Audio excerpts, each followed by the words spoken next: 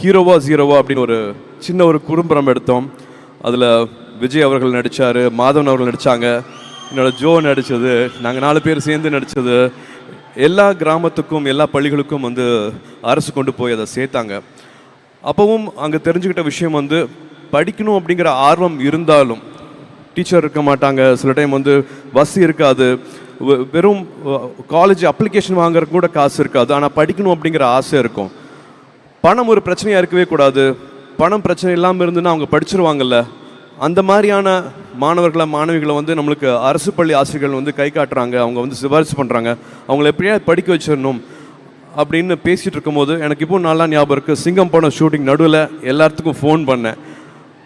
ஒற்றை சிந்தனை இருக்கிறவங்க எல்லாத்துக்கும், அதே மாதிரி சிந்தனை இருக்கிறவங்க எல்லாத்துக்கும் ஃபோன் பண்ணி உதவி செஞ்சிங்கன்னா இவங்கெல்லாம் படிப்பாங்க அப்படின்னு சொன்னதில் 1 கோடி ரூபா கிடச்சிது. ஆளுக்கு 10 லட்ச ரூபா அப்படின்னு 1 கோடி ஒரு தொடக்கம் அப்படிங்கிற நிகழ்ச்சி பண்ணோம். விஜய் டிவி கூட என்னோட அண்ணன் /சித்தப்பா கமல் சார் அவர்களும் அப்போ இருந்து எங்களுக்கு துணையாக இருக்கிறாரு. அந்த நிகழ்ச்சி பண்ணதுக்கப்புறமா நிறைய பேர் வந்து அன்பு கொடுத்தாங்க, நிறைய பேர் வந்து மாணவர்கள் வந்து அப்ளிகேஷன்ஸ் அனுப்பிச்சாங்க. ஏகப்பட்ட அப்ளிகேஷன்ஸ். நாங்கள் 100 பேரை படிக்க வைக்க போகிறோம் அப்படின்னு ப்ராமிஸ் பண்ணோம். பட் அதில் எப்படியாவது 160 பேரை படிக்க வச்சே ஆகணும் அப்படிங்கிற நிலைமை வந்துச்சு. 100 பேருக்கு தான் பட்ஜெட் இருந்தது, 60 பேருக்கு பட்ஜெட் அப்போ இல்லை. திரும்பி கால் பண்ணோம்.